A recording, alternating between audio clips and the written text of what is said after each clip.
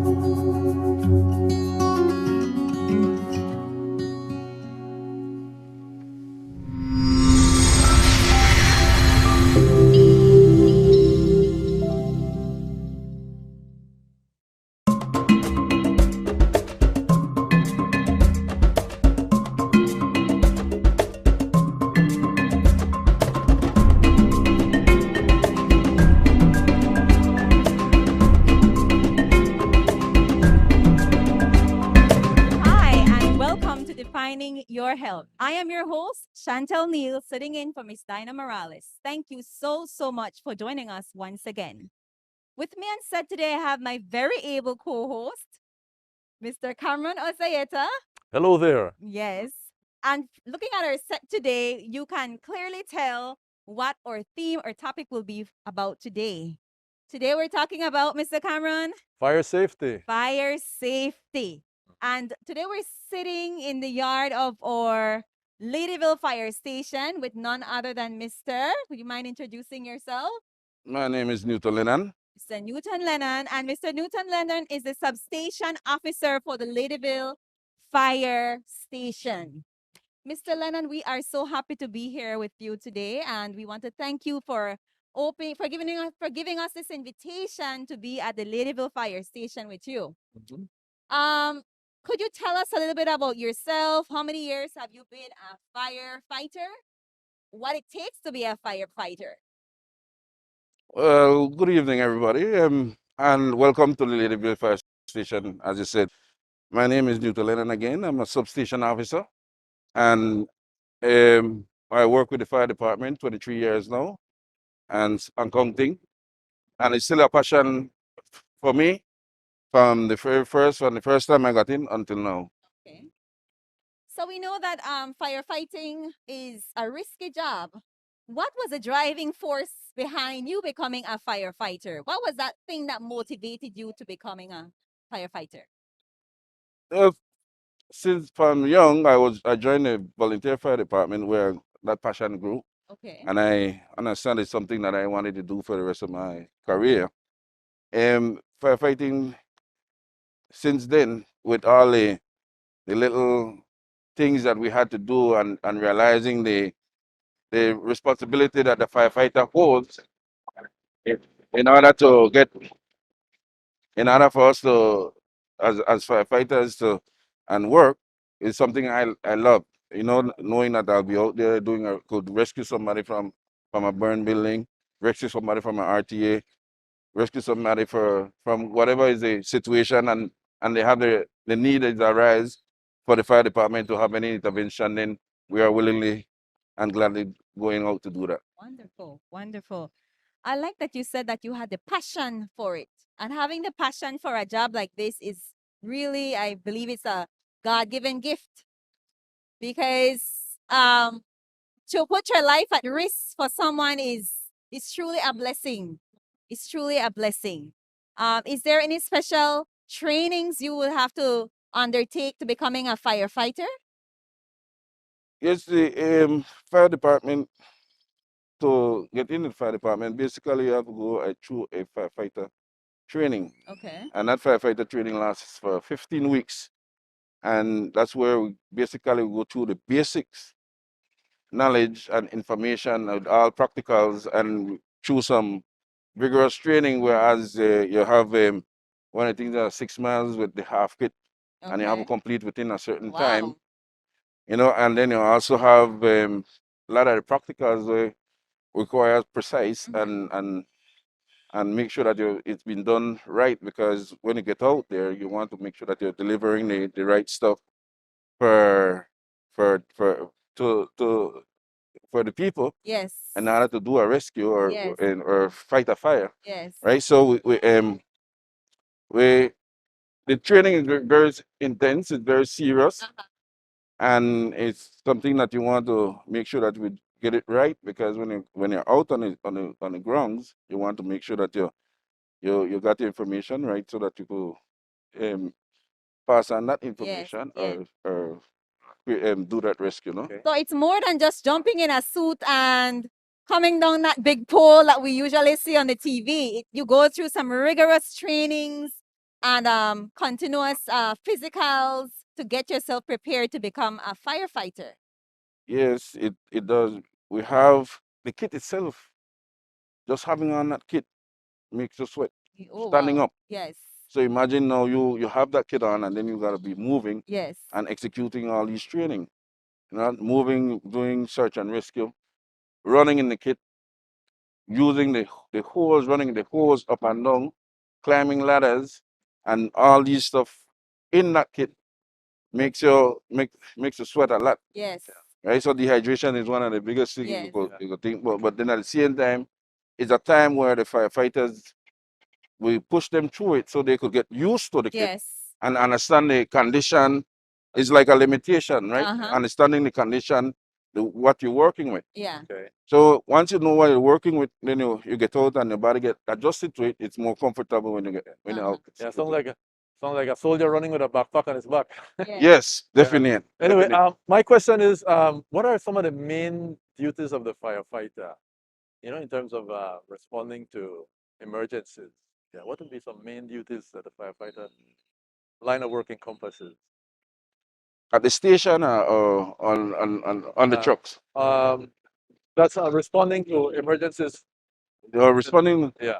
So our main duties is basically whenever we get that call, Mhm. we have to make sure that we're on that truck within 1 minute. Okay. Right, the truck should be leaving the station within that minute. Whatever is the call, then basically the officers will make the decision and the call and what will happen when we arrive. Because when you arrive and you have your vision of what we're dealing with, then you could sum up and do a quick synopsis as to what you need to do, Okay. and then execute. But so we attend road traffic accidents, Okay. motor cycle accidents, a lot of that. We have mostly fires, structural fires, vehicle fires. Okay. Right. Sometimes 1 or 2 water rescue we had in our lines, but whatever is called. So in the case of a road accident, for example, somebody is trapped in a vehicle. What kind of procedures will you use to free that person, for example, from the vehicle? If they're trapped in a vehicle, then we have our what we call a rescue equipment. Okay. Where it helps. Okay. Yeah. And that's the brand. And then these equipments are capable of cutting through Okay. any part of the vehicle. Okay. And this, with the training and understanding and the knowledge of how to do, then it facilitates and makes it easier Okay. for us to get them out. Yeah. Trying to minimize any more damage to the victim as possible. And if when you reach there, let's say the vehicle is already burning or something, what would be the procedure there? For something like that, then the first thing you have to mitigate the fire. Okay. We have to mitigate the fire in order for us to work. And Because we mitigate, can't work in that hostile you environment. said the word mitigate. What would be in layman's term? Mitigate. Extinguish. Okay. All right. Extinguish So, that fire. okay. All right. Go ahead. So once we out the fire, Mm-hmm. then we secure that, Okay. because the fire now could burn the victim, and also if we work within that, then it burns us. Yeah. So out the fire, then we could go into a rescue. Okay. Okay, once the person is alive, then we rescue. Yeah. Yes. If he or she is dead, then it's just a victim. It's just a recovery. Okay. All right, Mr. Lennon. We want to go down to the basics. Fire safety at home. We know at home there's a lot of fire hazards that we could count on our fingers. A lot of things that could start a fire at home. What would be some of the basic fire safety advice would you give to those at home? Basically, keep the fire in the stove. Okay. Basic, keep the fire in the stove, and having the fire where it belongs, then it's safe. Yes. But if we're doing or using a fire otherwise, like candles and stuff, like when we not got no current, then basically we have to use a hard base in order to place that candle, that Okay. when it burns out, it has nothing to continue. So you're telling me if there's a power outage, it's not safe for me to light a candle and put it on my bed head? No, Or put it on the table? no. The best place would be if you choose a bed head. Is it bed head safe? How close is it to the wall? Okay. You want to think about all these possibilities. So these are things that we would need to consider. Consider, that's right, because and then fire radiates, Okay. and the closer it is to something that it can burn, then that will happen until it goes through what we call paralysis. The heat breaks down the material or whatever component is around, and it gets it to that ignition point. Yeah. And then, therefore, if it's there long enough, you could have a spontaneous ignition, right? So we want to consider what you have surrounding that fire. And if you have a candle, we know candle is something commonly Yes, used. common in Belize. So what we need to do is take it and put it in basically somewhere centered, where it's free from anything around it, and put it on something hard, like a plate, Yes. that whenever the fire burns through or the candle is out, because sometimes you might drop asleep, that it doesn't have anything to burn after that, Yeah. So, And a little question following up on that thing with the stove. Speak about butane tanks inside the house along with the stove. Is that a wise thing? No. no, butane, even though we go through, a lot of people say butane is dangerous, right? But butane is one of the safest gas you could work Really? with, I didn't know that. Okay. right? Unless it's in a place where it's hazardous, then. But if having a tank inside a home is not really the best recommendation, it will not recommend that. Okay. You want to have a safe place outside. Again, because of the tank, you want to make sure it's on a solid ground, where the tank won't go through that deterioration as quick, and keep it away from the weather. So if you could encase it and have it protected, I mean, that's for your own benefit. But for a stove, basically keep the gas tank outside, so you could have that wall in between, that separation. And if anything blows up, any fire, then it's easier for the firefighters to come and say, there's the gas tank. They could approach, they cut it off, and remove it from the building. That's one less thing to worry about, right? Okay. I like that. I like that you shared that because a lot of our viewers might not know. We have viewers who are local, who are from Belize, and you have some who are abroad, internationally. Okay. I believe having your gas tank in the house is like a normal thing, Yeah. you know, but It is. there are some pros and cons to having it inside. And today, firefighter Lennon is telling us it's safer to be outside, safer to be outside. Definitely. I know we're coming to the end of the dry season. What advice would you give? I know that by law there is something out there as it pertains to burning fire in your yard, lighting a fire in your yard. You know, what would be the safety precautions there? Well, because Belize is basically in the tropical area, so Tropical, yes. we're mostly dry. So one of the things is that we advise in order to do that is the best thing is to put your garbage together or your grass or whatever you have and have it disposed of. Right? Recommending it to be burnt is a no-no. Okay. We don't want to burn in a residential area. One time the villages everything will be secluded. Yes. You don't really see, but now everything is coming much closer. People Residential. are being affected Yes. by this smoke, and it's not you're not feeling it if you're burning it. Yeah. But somebody at home resting, relaxed, looking at TV and enjoying a cool evening to have all this smoke coming in the house is not Could be it's a not health problem. comfortable. It's not nice. Yeah. It creates problem, right? Yeah. Okay, And referring also to the home, you mentioned something when we were talking earlier about a common cause of fire in places like Japan, you had mentioned. Could you speak a bit about that? all the yes, in Japan, one of the studies we did, we studied and we found out they call phenomenon fires, Okay. right? Uh-huh. Okay. These fires were discovered in between outlets. Basically, these outlets are plugs into an outlet. The plugs are plugged in, and because the fridge, the stove, and we have ornaments that we plug them in, and because once we plug them in, they are left there for years. Years. Unless something goes wrong with that particular appliance, then we tend to plug it out or try to fix it. Yes. Yes. So one of the things now is that the accumulation of the dust and the humidity of the air has made a mass in between on the plugs in between, and because of the heat of the current, then it started creating ignition because it has a base, and that base becomes a solid. Wow. And then that solid then is ignitable.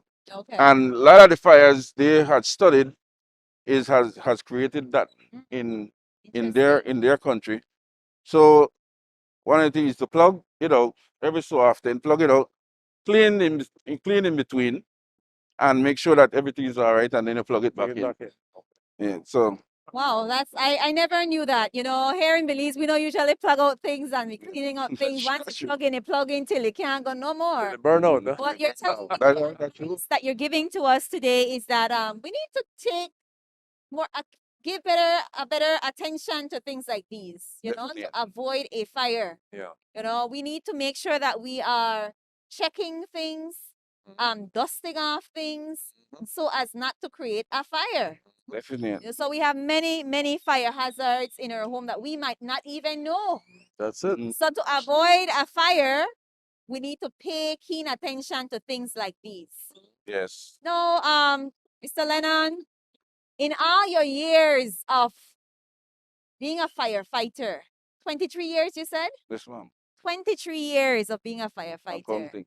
and counting. We are honored Thank and we are proud of the wonderful work you and your team do all around the country, putting your life at risk, putting your family at risk sometimes, Yeah. you know, and being on the front line, especially during this pandemic, you know, fighting fire during COVID and all of that.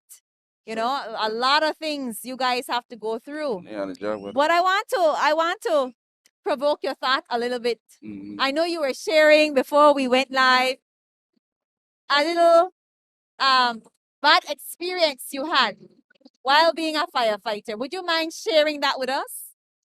Oh, yeah. It takes me back a long time, couple of years back. It's about nearly like 20 years. Okay.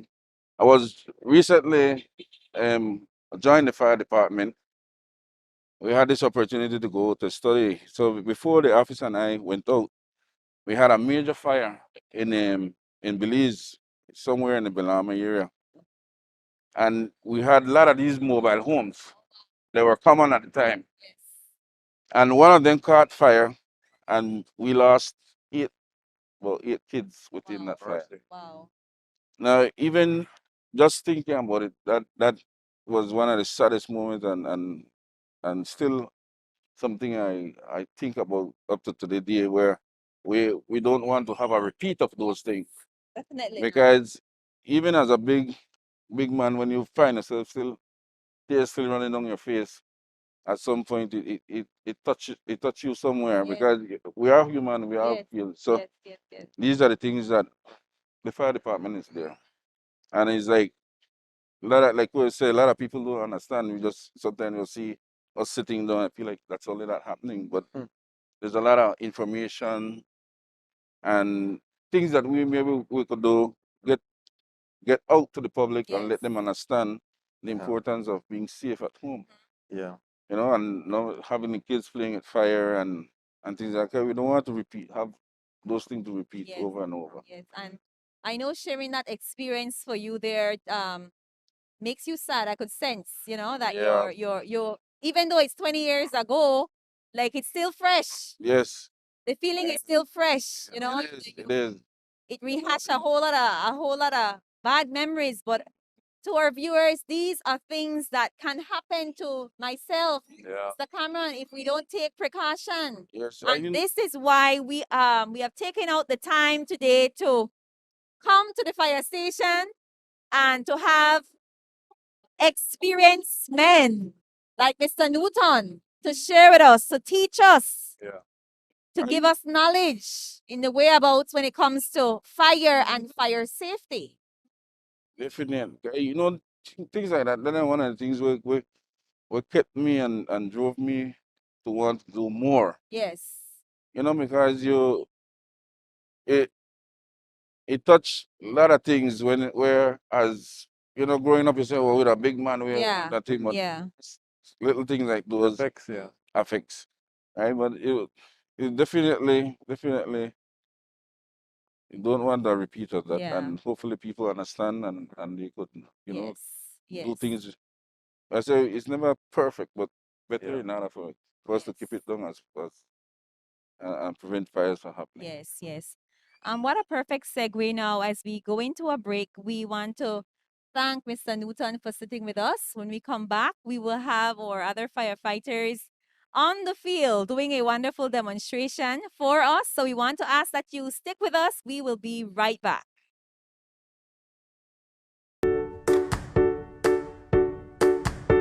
More than 32% of adults over the age of 20 suffer from high blood pressure, according to the Center for Disease Control.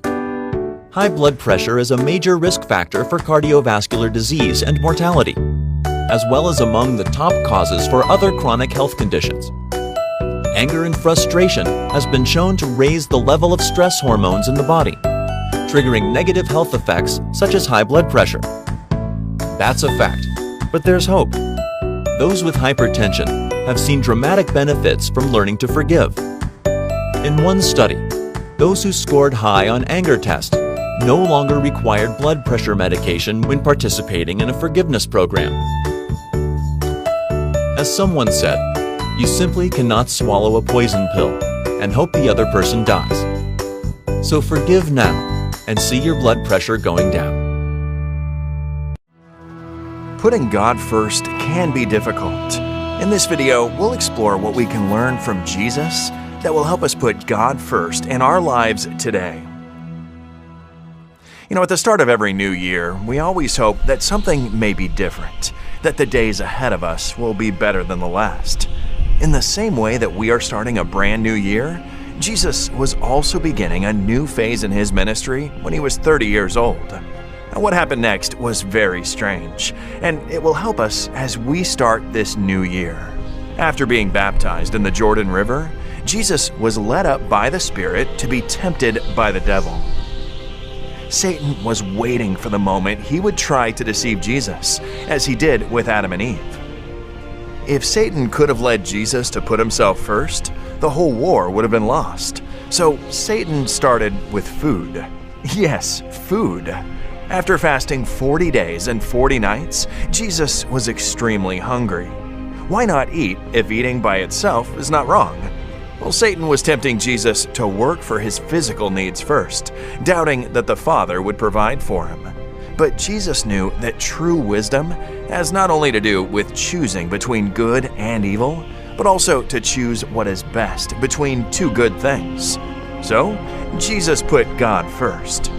Then the devil took him to the temple. That time, Jesus was tempted to put his senses first. Would he completely trust in God's promises and His Word about protection, or would he constantly expect visible evidences? But Jesus, again, decided to rely solely on His Word and put God first. Finally, the devil presented the very mission Jesus came to fulfill and offered an easier path: to avoid the crown of thorns while looking for the crown of glory. This third temptation is to take shortcuts instead of putting God first and deny self. Throughout this year, you will be tempted, not only to put your physical needs and senses first, but also to take shortcuts. But we can learn from Jesus that sacrifice ever precedes joy and leads to it. If we trust Him and put God first, He promises that He will provide for all our needs in Christ Jesus. This is your first opportunity this year to put God first with your tithe and promise. Jesus put God first. His example compels us to do the same. As we return the tithe and promise, we are challenged to put God first.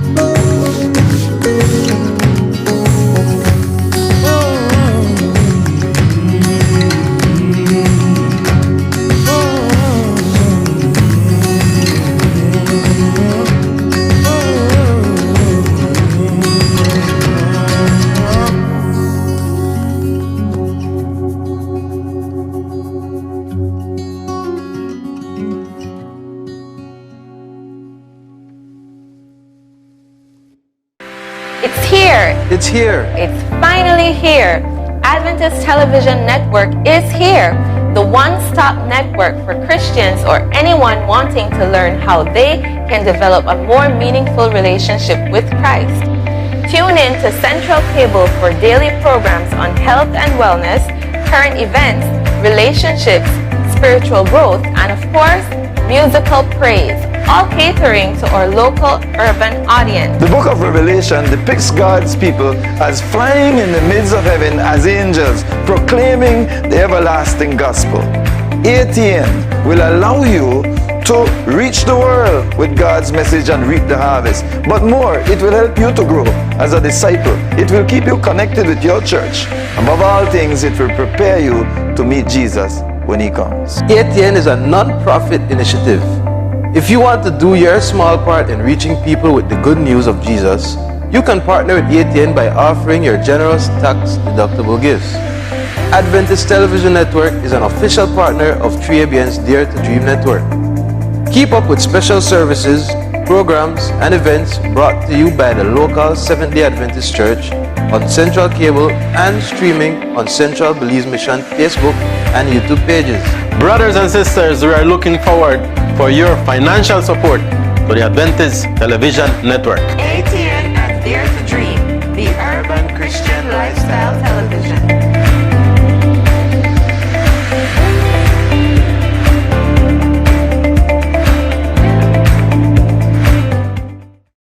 Welcome back to Defining Your Health. I am your host, Miss Chantel Neal, sitting in for Miss Dinah Morales, and today we are at the Ladyville Fire Station talking about fire safety. In the first half of our program this morning, we had a sit-down discussion with Mr. Newton Lennon, who is the head supervisor here at the Ladyville Fire Station. Now we've come to the second half of our discussion for today, second half of our program for today, and this is the exciting part. This is the part where we have our firefighters getting on the field and doing some demonstrations for us. So we don't want you to go anywhere. We have some exciting things coming up. With us today, we have volunteer firefighter, Mr. Let me get his name right, Jareem. We also have firefighter Leslie and also firefighter Rocca, who will be on the field doing some demonstrations for us today. Mr. Lennon, I know when it comes to firefighter, after they get that call, I want for you to walk us through, but before you walk us through, let's talk about the stop, drop, and roll. The stop, drop, and roll. There's a fire, and that person's clothing is on fire. Explain to our viewers what is the procedure they should take on into outing that fire. Well, exactly whenever that happens, you have if we look for Mr. Jareem, Mr. Jareem might demonstrate. But basically, you stop, right? Go ahead, you stop, drop on the ground, cover your face. You see how you cover your face? And he rolls. Okay, right? all right. And the And purpose of the covering of the face is? The covering of the face is for preventing the fire to reach or the smoke, and also have the dirt to be spilling up in your face. So you cover it to protect yourself. Okay. Oh, All right. Wonderful, wonderful. And then I noticed there, the rolling will as well assist in the outing the fire, right? The outing, because what it does is suppresses the fire. It takes away that oxygen every time you roll on top of the fire. So for it to extinguish, right? Or come out completely. Yes. Right? And you do it continuously until that flame is completely out. Okay. Wow. Well, as you can see or you can hear, our fire engine is all cranked up and ready to go. Yes. The firefighters are inside the fire truck and they will be doing an assimilation for us right now, right? Yes. So We have basically this is what happens whenever we arrive on a scene. yes. The pump operator is basically a two guy. The pump operator Okay. arrives, put his shock in park, engage it in pump. And once it is engaged, then he comes out and make sure the connection is made. Okay. The firefighter will All right. take the branch and run towards the fire. Okay. And once he's out and the hose is completely and properly stretched, Yes. then the pump operator will charge the line, making sure that he gets that water in at the branch. Okay. All right. Okay. So this is what happens when there's a call after the call. The firefighters, they go directly to the location. They make sure that they spot out exactly what's happening or the situation. So and now here they are releasing the water, and making sure that they're bracing the hose pretty well, because I understand that pressure is. Yes, the pressure is basically you got it up to 100 psi. Okay. At the end. Okay. And you have to have a proper stand in order to sustain that. Yes, I noticed that they're. Maneuver. Yeah, I noticed that they have a. People to really get a good grasp of it, or?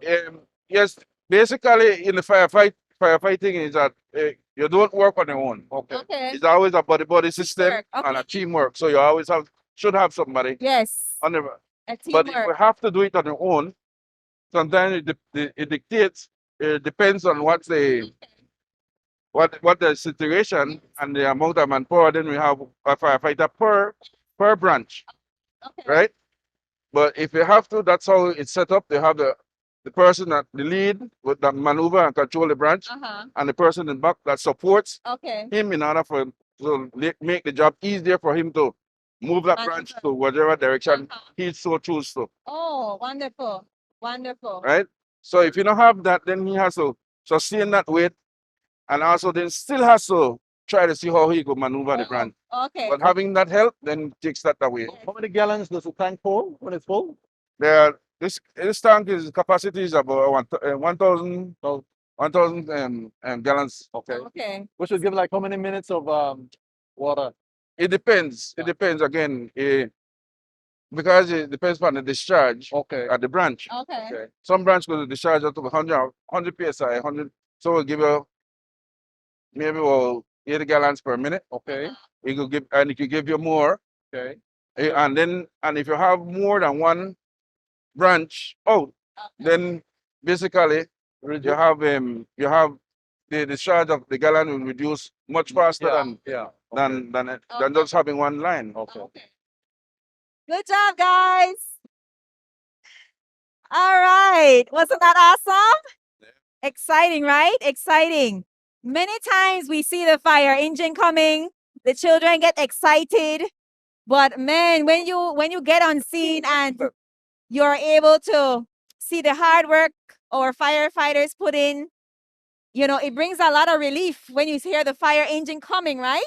Definitely. A lot of relief, a lot of peace, you know. So here again, we are so happy that we have our very own fire station here in Ladyville, managed by a wonderful team of able men. There we go. And if we were in church, we would have said, let's give the firefighters a round of applause.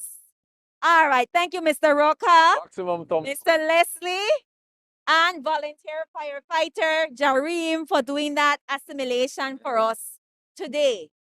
As we continue with our program for this morning, I want to just ask quickly, Mr. Lennon, when it comes to what you guys do apart from fighting fires, what other knowledge, what other type of trainings do you guys offer? I know for other departments, they would go into schools to do firefighter training, or the classes would come to hear presentations from you guys. I know it's COVID right now. You're not doing much of that, but I know you guys are working on something. Would you mind sharing a little bit about that for us, the virtual trainings you were telling us about? Well, basically, the fire department is not only about doing training at the recruit level. It's a continuous training, because every day there's something to learn. Yeah. And even now the technology is moving, and if you understand, we're moving away from like mostly wooden structures to a lot of concrete structures. So then the firefighting in our field or firefighting becomes different. Sometimes it requires that we have to go in, right? So we have to make sure that the firefighters are at that stage and they're doing their training. And when they have already done their training in recruitment, the training continue at the fire hall, Okay. where they have to continuously do training 1 hour a day, Okay. right? Physically, and also getting the book, reading, getting information, looking up the new updated stuff, because we need to stay at rest with what's going on. Yes.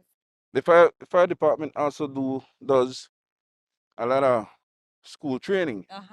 We're in schools, whichever level you want us to come, we sit down, we talk about safety, and we go through all the necessaries, and depends on the level at what you ask us to come in. We have our program set up for that. We are also in the public sectors, whereas we do fire extinguisher training, we do fire marshal trainings, we do a bit of safety evacuation training, whereas these people have their plans set together. We make sure that we go in and they execute these plans and we see what they have. Yeah. And whatever needs to be polished up or anything like that, then we give them a little brush up and let them know that this is we're not there to tell them how to do it, but we give them an idea. Yeah. Because the fire department must never be held accountable for it's an order the fireman said. Yeah, so I mean, so you give them idea, you guide them through, so that they create their own plans and then have them execute it. Yeah. Right?